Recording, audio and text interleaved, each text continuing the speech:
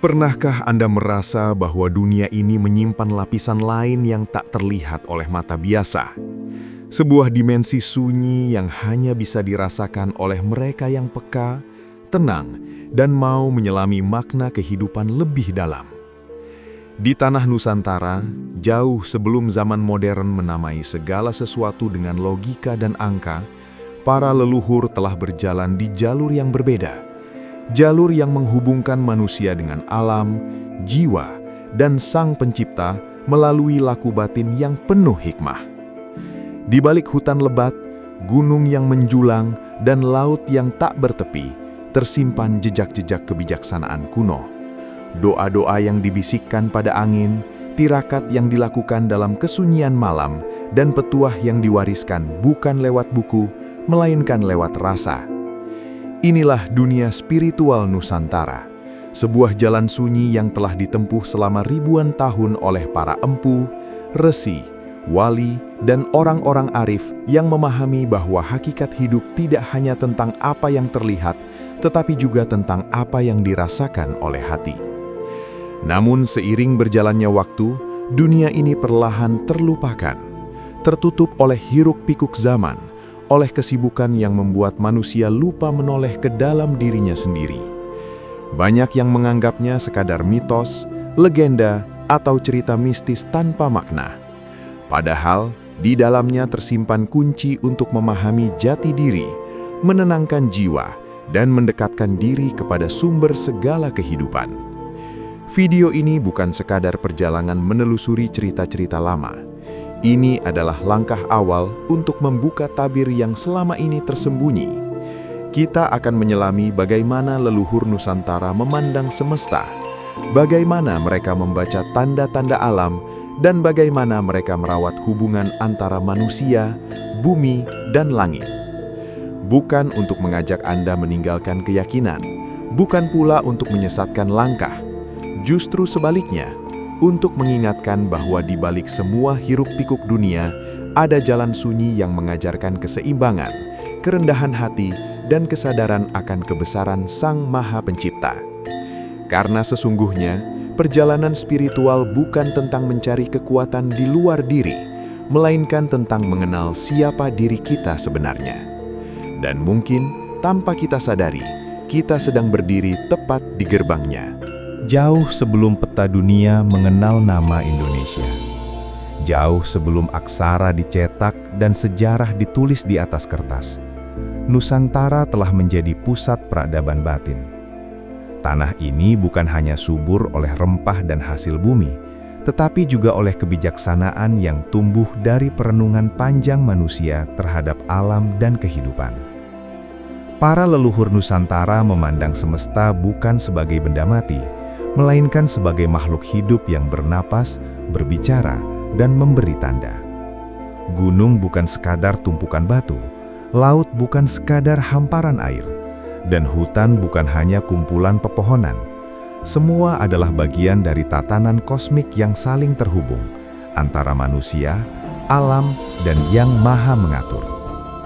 Dalam naskah-naskah kuno seperti Serat Centini, Serat Wedatama, hingga ajaran-ajaran lisan para empu dan wali, tersimpan gambaran tentang manusia sebagai mikrokosmos, sebuah cerminan kecil dari jagat raya. Tubuh dianggap sebagai rumah ruh, dan ruh adalah titipan ilahi yang harus dijaga dengan laku hidup yang selaras. Pada masa kerajaan-kerajaan besar seperti Majapahit, Mataram kuno, dan Sriwijaya, spiritualitas bukanlah hal terpisah dari kehidupan sehari-hari. Para raja bukan hanya pemimpin politik, tetapi juga pemimpin batin. Mereka dididik untuk memahami ilmu rasa, menjaga keseimbangan lahir dan batin, serta memimpin dengan kebijaksanaan, bukan sekadar kekuasaan. Di lereng gunung, para resi bertapa dalam kesunyian. Di pesisir, para pelaut membaca arah angin sebagai pesan alam. Di pedalaman, para tetua adat menjaga pusaka dan ajaran leluhur yang hanya diwariskan kepada mereka yang siap secara mental dan spiritual. Namun seiring datangnya zaman baru, pengetahuan ini perlahan memudar. Banyak yang menganggapnya klinik, tahayur, bahkan menakutkan. Padahal sebagian besar ajaran spiritual Nusantara sejatinya mengajarkan akhlak, kesabaran, pengendalian diri, dan kesadaran akan keterbatasan manusia di hadapan Sang Maha Kuasa. Mengapa ilmu ini seakan disembunyikan? Karena tidak semua orang siap memikulnya. Dalam tradisi lama, ilmu batin bukan untuk dipamerkan, melainkan untuk dijaga. Ia hanya diberikan kepada mereka yang mampu menundukkan ego, menahan hawa nafsu, dan menjaga adab. Tanpa akhlak, ilmu hanya akan menjadi senjata yang membahayakan diri sendiri. Inilah sebabnya banyak ajaran disampaikan lewat simbol, perumpamaan, dan kisah. Bukan untuk mengaburkan, tetapi untuk melindungi. Karena kebenaran sejati hanya bisa dipahami oleh mereka yang mau berjalan perlahan dengan hati yang bersih. Dunia spiritual Nusantara bukanlah dunia yang gelap. Ia adalah jalan terang yang ditempuh dalam kesunyian. Jalan yang mengajarkan bahwa semakin tinggi ilmu seseorang, semakin rendah hatinya. Semakin dalam pengetahuannya, semakin sadar bahwa manusia hanyalah hamba yang sedang belajar mengenal Tuhannya. Dan mungkin di zaman modern ini, ketika manusia merasa paling pintar namun paling gelisah, warisan ini mulai memanggil kembali.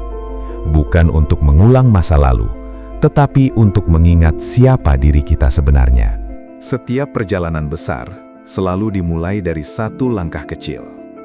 Dalam dunia spiritual Nusantara, langkah itu bukanlah ritual rumit atau mantra panjang, melainkan kesadaran. Kesadaran bahwa hidup ini memiliki dimensi batin yang tak bisa disentuh oleh logika semata. Para leluhur menyebutnya dengan banyak nama: rasa, cipta, batin, atau hati sejati. Namun maknanya satu, sebuah pusat kesadaran tempat manusia berjumpa dengan kebenaran. Bayangkan sebuah danau yang permukaannya selalu bergelombang. Selama airnya bergerak, bayangan langit akan terdistorsi. Begitu pula batin manusia. Selama pikiran dipenuhi ambisi, amarah, dan kegelisahan, kebenaran akan tampak kabur. Karena itu, langkah awal dalam spiritualitas Nusantara adalah menenangkan batin, bukan mengejar kekuatan. Inilah sebabnya mengapa banyak ajaran lama dimulai dengan laku diam, tapa, semedi, tirakat, atau sekadar menyepi dari keramaian dunia. Bukan untuk melarikan diri dari kehidupan, tetapi untuk melihatnya dengan lebih jernih. Dalam keheningan, manusia belajar mendengar suara yang selama ini tertutup oleh kebisingan dunia. Para empu mengajarkan bahwa manusia memiliki 3 lapisan utama: lahir, batin, dan ruh. Lahir adalah tubuh yang bekerja di dunia nyata. Batin adalah pusat perasaan dan kesadaran. Ruh adalah percikan ilahi yang menghidupkan semuanya. Jika lahir sibuk mengejar dunia, batin gelisah, dan ruh terabaikan, maka manusia akan kehilangan arah, meski secara lahiriah tampak berhasil. Langkah awal berikutnya adalah memahami hubungan dengan alam.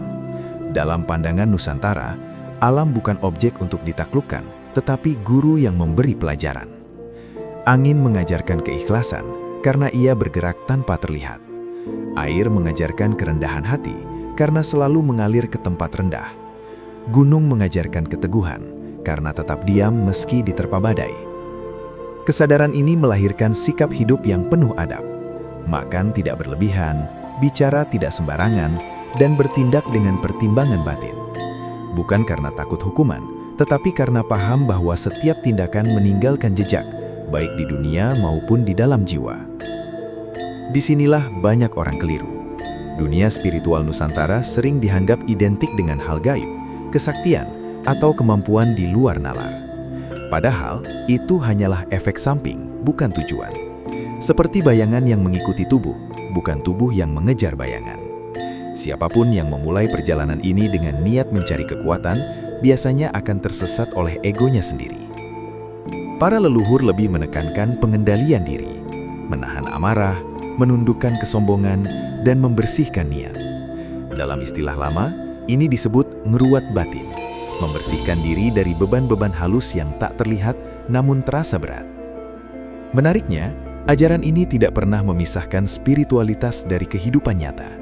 Seorang petani yang menanam padi dengan sabar, seorang pedagang yang jujur, atau seorang pemimpin yang adil, semua bisa menjalani laku spiritual tanpa harus dikenal sebagai orang sakti.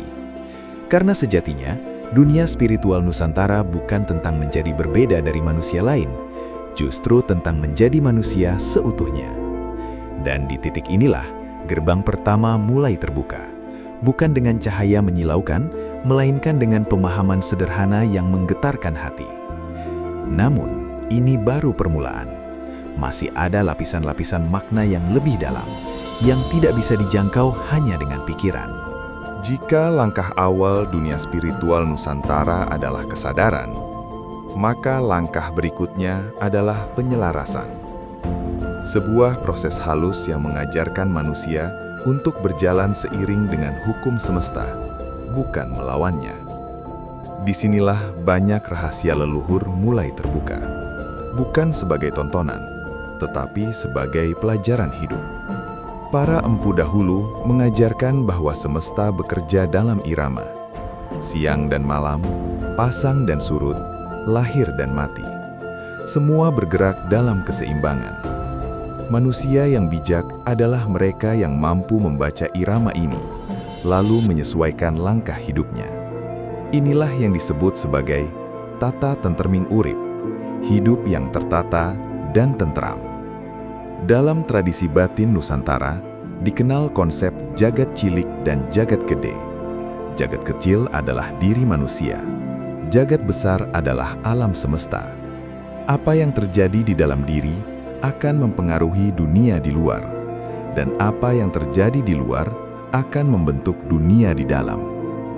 Ketika hati seseorang penuh amarah, dunia terasa keras. Ketika batinnya damai, dunia terasa lebih ramah. Namun tidak semua orang mampu melihat hubungan ini. Banyak yang hidup terjebak dalam satu lapisan realitas. Mereka melihat dunia hanya sebagai persaingan, perebutan, dan kejar-mengejar. Padahal, di balik semua itu, ada tatanan yang lebih luas.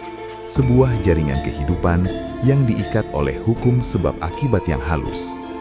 Inilah yang oleh para leluhur disebut sebagai hukum tan keno kinoyo ngopo, sebuah hukum yang tak bisa dihindari, tak bisa ditipu, dan tak bisa dilompati. Setiap niat melahirkan getaran, setiap getaran menumbuhkan akibat. Cepat atau lambat, semuanya akan kembali pada sumbernya. Di titik ini, dunia spiritual Nusantara sering disalahpahami. Banyak yang mengira ia penuh dengan makhluk gaib, pusaka bertuah, dan tempat keramat. Padahal semua itu hanyalah simbol. Simbol dari kekuatan kesadaran manusia itu sendiri. Makhluk halus melambangkan sisi-sisi batin yang belum dipahami. Pusaka melambangkan amanah dan tanggung jawab. Tempat keramat melambangkan ruang sunyi di dalam diri. Tempat manusia berjumpa dengan kejujuran paling dalam. Bukan berarti alam gaib tidak ada, tetapi yang lebih penting adalah alam batin manusia. Karena di sanalah segala keputusan lahir, di sanalah doa bergetar, dan di sanalah manusia menentukan arah hidupnya. Para leluhur memahami bahwa semakin dalam seseorang masuk ke dunia batin, semakin ia sadar akan keterbatasannya. Semakin ia merasakan betapa kecilnya dirinya di hadapan kebesaran yang maha mengatur. Inilah puncak dari laku spiritual, kerendahan hati. Tidak ada yang lebih berbahaya daripada orang yang merasa sudah sampai. Dalam ajaran lama, orang seperti ini disebut kesasar ing rasa, tersesat dalam perasaan sendiri. Ia merasa istimewa, merasa lebih tahu, merasa lebih tinggi. Padahal sejatinya, ia baru saja jatuh ke dalam perangkap paling halus, kesombongan rohani. Dunia spiritual Nusantara tidak mengenal pamer. Ia tumbuh dalam diam, ia matang dalam sabar, ia bercahaya dalam kesederhanaan. Seperti padi yang semakin berisi, semakin merunduk. Dan disinilah paradoksnya. Semakin dalam seseorang menyelami dunia batin, semakin ia kembali menjadi manusia biasa, bekerja, berkeluarga, bersosial, dan mengabdi. Namun dengan kesadaran yang berbeda, dengan hati yang lebih lapang, dengan pandangan yang lebih jernih. Karena hakikat spiritual bukan melarikan diri dari dunia, melainkan hadir sepenuhnya di dalamnya dengan jiwa yang terjaga. Namun semua pemahaman ini akan sia-sia jika hanya berhenti sebagai wacana. Dunia batin bukan untuk dikagumi, tetapi untuk dijalani. Dan disinilah pertanyaan terpenting muncul. Bagaimana menerapkannya dalam kehidupan nyata?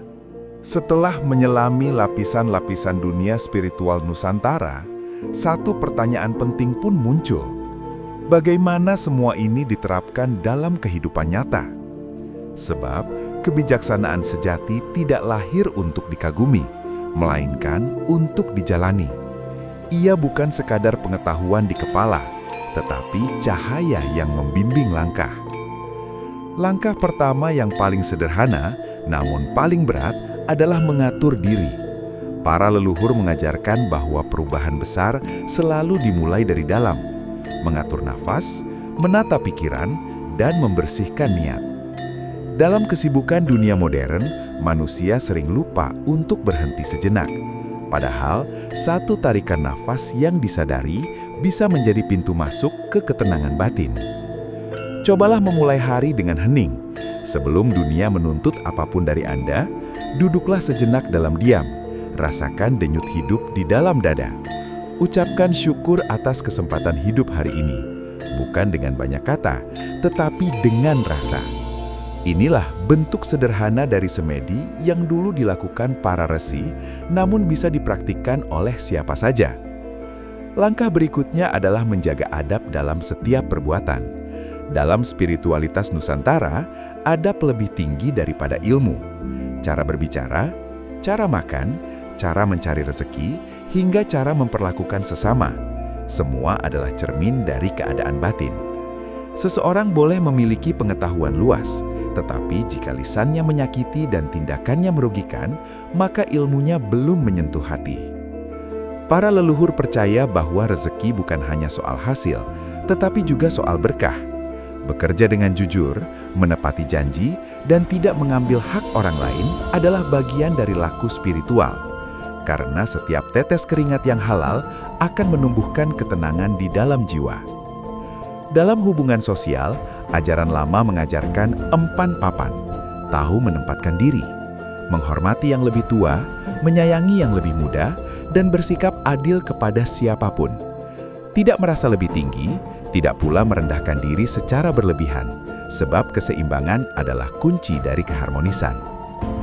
Ketika menghadapi masalah, dunia batin Nusantara mengajarkan untuk tidak tergesa-gesa bereaksi. Amarah yang dilampiaskan hanya akan melahirkan penyesalan. Sebaliknya, diam sejenak dan bertanya pada diri sendiri seringkali membuka jalan keluar yang lebih bijak. Inilah yang disebut eling lan waspada. Ingat kepada Yang Maha Kuasa dan waspada terhadap bisikan ego. Ada pula laku prihatin yang bisa diterapkan secara ringan. Mengurangi makan berlebihan, menahan diri dari kesenangan yang tidak perlu, dan melatih kesabaran. Bukan untuk menyiksa diri, tetapi untuk menguatkan kendali batin. Karena manusia yang mampu menguasai dirinya tak akan mudah dikuasai oleh dunia. Yang terpenting, jangan pernah memisahkan spiritualitas dari pengabdian. Dalam tradisi Nusantara, orang yang benar-benar matang secara batin justru semakin ringan tangannya untuk menolong, semakin lapang dadanya untuk memaafkan, dan semakin rendah hatinya dalam berbuat. Inilah tanda bahwa laku spiritual telah hidup di dalam diri. Bukan dengan jubah khusus, bukan dengan gelar sakti, tetapi dengan akhlak yang menyejukkan. Karena pada akhirnya, dunia spiritual Nusantara bukan tentang menjadi luar biasa di mata manusia, tetapi tentang menjadi pribadi yang membawa kebaikan dimanapun ia berada. Dan di sanalah perjalanan batin menemukan maknanya. Perjalanan mengenal dunia spiritual Nusantara bukanlah sebuah jalan yang ditempuh dengan tergesa-gesa. Ia bukan pula sebuah pameran keajaiban yang bisa dinikmati dalam sekejap mata. Ia adalah perjalanan sunyi yang perlahan membentuk cara pandang, cara merasa, dan cara hidup seseorang. Dari jejak para leluhur, kita belajar bahwa manusia bukan hanya makhluk yang berjalan di atas tanah, tetapi juga jiwa yang sedang menempuh perjalanan pulang. Pulang menuju kesejatian diri. Pulang menuju kesadaran bahwa hidup ini bukan sekadar tentang memiliki, tetapi tentang menjadi. Kita telah melihat bagaimana dunia spiritual Nusantara mengajarkan keseimbangan antara lahir dan batin, antara akal dan rasa, antara usaha dan pasrah. Sebuah jalan tengah yang tidak memisahkan kehidupan dunia dari penghambaan kepada Yang Maha Mengatur, tetapi justru menyatukannya dalam kesadaran yang utuh. Kita juga memahami bahwa spiritualitas bukan tentang kesaktian, bukan tentang keistimewaan, dan bukan tentang menjadi berbeda. Ia adalah tentang menjadi manusia seutuhnya, manusia yang jujur dalam niatnya, bersih dalam hatinya, dan lurus dalam langkahnya. Warisan leluhur ini tidak pernah benar-benar hilang. Ia hanya menunggu untuk diingat kembali. Tersembunyi di dalam nafas yang disadari, dalam sabar yang dipelihara, dalam syukur yang dirawat, dalam doa yang dipanjatkan dengan hati yang tunduk. Dan mungkin di tengah dunia yang semakin bising, semakin cepat dan semakin menuntut, justru jalan sunyi inilah yang menjadi jawaban. Sebuah jalan yang mengajarkan bahwa ketenangan tidak dicari di luar, tetapi ditemukan di dalam. Gerbang dunia spiritual Nusantara sejatinya tidak pernah tertutup. Ia selalu ada, menunggu siapapun yang berani berhenti sejenak, menundukkan kepala, dan mendengarkan suara hati yang paling dalam. Karena pada akhirnya, setiap manusia adalah musafir, dan setiap musafir membutuhkan cahaya untuk pulang. Maka pertanyaannya bukan lagi apakah dunia spiritual itu nyata, melainkan sudahkah kita cukup berani untuk mengenal diri kita sendiri. Jika perjalanan ini terasa menggugah, simpanlah dalam hati, renungkan dalam sunyi, dan izinkan kebijaksanaan leluhur membimbing langkah Anda, setapak demi setapak. Karena mungkin yang Anda cari selama ini sebenarnya sudah ada di dalam diri Anda sendiri. Jika Anda ingin menjelajahi lebih banyak rahasia kebijaksanaan Nusantara, jangan lupa untuk mengikuti perjalanan ini. Masih banyak gerbang yang belum kita buka bersama.